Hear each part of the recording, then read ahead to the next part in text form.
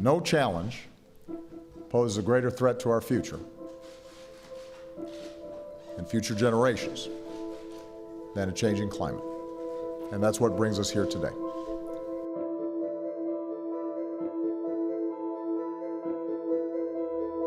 Hi Bart, welcome to the world as I see it.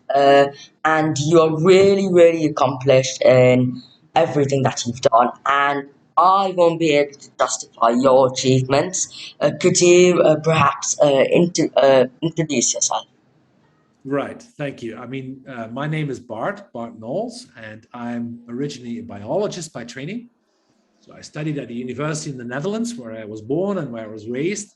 I studied biology, and I did my specialization, my PhD, I did in medical entomology, which is basically somebody that specializes in the study of bugs that transmit diseases to humans. Think of malaria, think of dengue. That's my specialization. Yeah. Okay, that's interesting. Now, the first question is that there are a lot of reports which suggest the Maldives could disappear by the end of the century if the world does not act quickly and cohesively to combat climate change. What will this mean to the world if we lose Maldives? And what are the various programs that are currently operational to the climate emergency? And how can tourists and visitors help with this? Right. I think that's a lot of questions in one go. In any case, the issue of sort of low-lying countries, including my own country, I'm originally from the Netherlands, is that if we have sea levels rising, that there may be problems in these countries. Think of countries like Bangladesh, think of the Netherlands, which I mentioned, but also think of a country like the Maldives. I mean, the highest point in the Maldives is literally 1 point something meters above sea level. So it's a very low-lying country. Maldives is actually a country that is basically the rims of a bunch of extinct volcanoes that have sunk underwater. And on the rim of that, we have all these nice, beautiful coral islands, which we call atolls. So all of these islands combined is an atoll. There's about 26 atolls in the Maldives. There's around 1,200 islands in the country. And all of these are very low lying. Now, sure enough, with sea levels rising, that may pose a risk, because if sea levels are rising, it may mean that we get over flooding of land here, and we may lose that land for other purposes. The question is this really going to happen? And so there's debate as to if we have 1.5 degrees of temperature rising, global temperature rising, which is sort of the temperature that is mentioned in the Paris Agreement. And there is scenarios that look at 2 degrees or even higher, 2.5, 3, 4 degrees of global heating and what the consequences of that may be.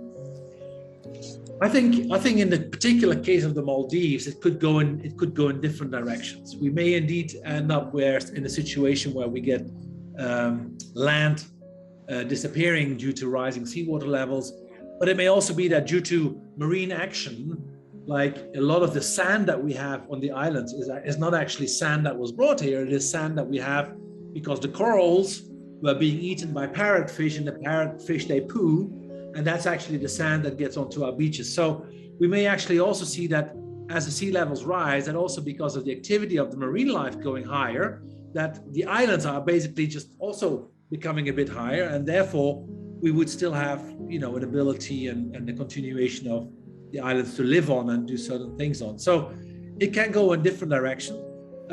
What is very important, because you mentioned the climate emergency, and we're no longer talking about climate change, we're talking about climate emergency at the moment, is that if indeed we go above the 1.5 degrees, in terms of land, in terms of actual islands, the existence of the islands, we may be okay.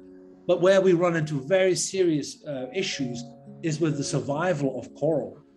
All of the islands are being surrounded by fantastic, beautiful coral, which is unique in the world. And because of the heating, the water becoming more warm and the acidification of the seawater, we may have coral dying off. And that is a process that will speed up if we get into warmer temperatures. So if we go over 1.5 degrees, then our coral will start to to die off, and that means that a quarter of all the marine life that we find around the Maldives is depending on the presence of these reefs for their existence, which would mean that we would lose an enormous amount of biodiversity that is associated with the presence of these corals. So at this stage, I'm much more worried about the impact of climate emergency on coral and the survival of marine life than on the actual existence of the island. Yeah. How has the pollution in the sea affected Malta? Pollution, in particular plastics pollution, is one of the key issues in the Maldives at the moment. You can go onto uninhabited islands that we have around us here, and if you go there, you will see how serious that situation is. We have lots and lots of plastic washing up onto our beaches. As you know, these are some of the most beautiful beaches in the world, but are now being polluted by all this plastic. And this plastic is coming through sea currents, so it can come from lots of different places. As far as Bangladesh, Sri Lanka, India, we have these plastics coming into the ocean, washing up on our beaches here. And obviously that is impacting our wildlife. And in particular, think of things like sea turtles getting caught into fish nets, and their fins are getting caught in there, which means that they can no longer dive. And if they can't dive, then they can't feed on small little marine life that they normally use as food.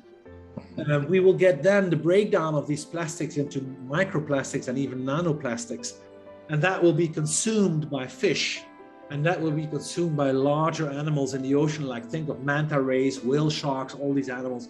They will all get these plastics into their tissues, and ultimately it's us, humans, that are going to fish on these animals in the sea, and we're going to eat that plastic again. So what we dump in the ocean is ultimately what we are going to eat again.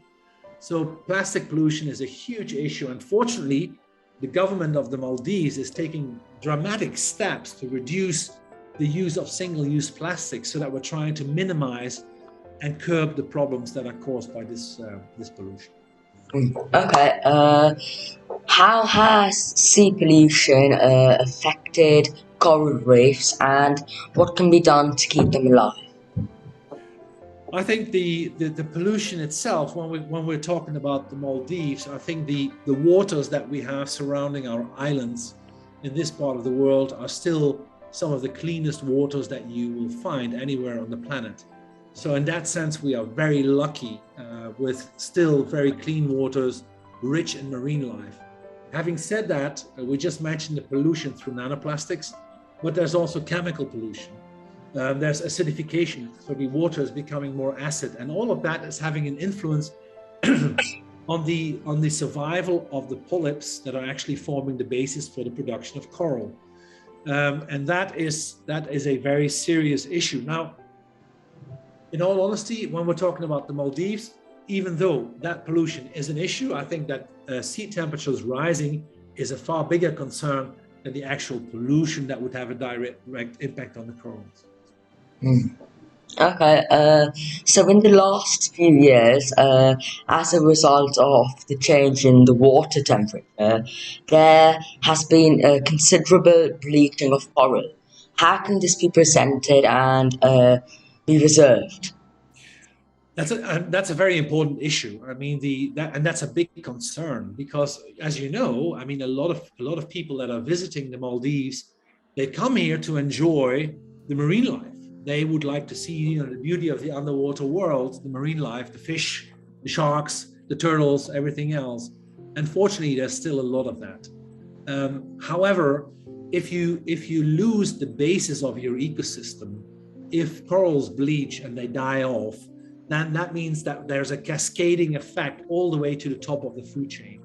It's like thinking of the forest and all the animals that live on vegetation. Think of, if we have no more meadows, how can a cow eat its food and produce milk? If you take away the source of all of that food that is going into the food chain, then everything will disappear. So if the coral disappears, it will mean that our marine life is going to disappear. And that means that eventually our tourists are no longer going to visit the Maldives because they have nothing to see. So we want to reverse this trend. And there's a lot of initiatives that are being undertaken at present in the Maldives to do what we call coral propagation. We try and get fragments of coral that we outplant and we repropagate so that we get more coral again back on our reefs, so that we are restoring what was there and bring it back in the original condition in which it was thriving. The important element there is that when we are searching for fragments of coral that we want to reproduce and outplant, is that we're looking for fragments that can withstand higher water temperatures. Because if that seawater temperature is going to rise, obviously when you do propagation efforts, you want to make sure that what you propagate is actually going to survive if we have another bleaching event. So you can do that by looking for specific, what we call genotypes, specific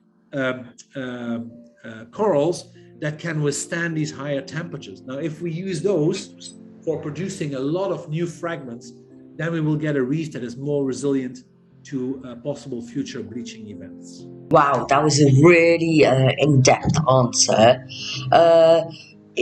Does the Maldives have a large fishing industry?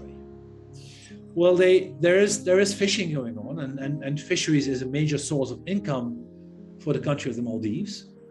It is small compared to tourism. So tourism has taken over as the major source of income for this nation.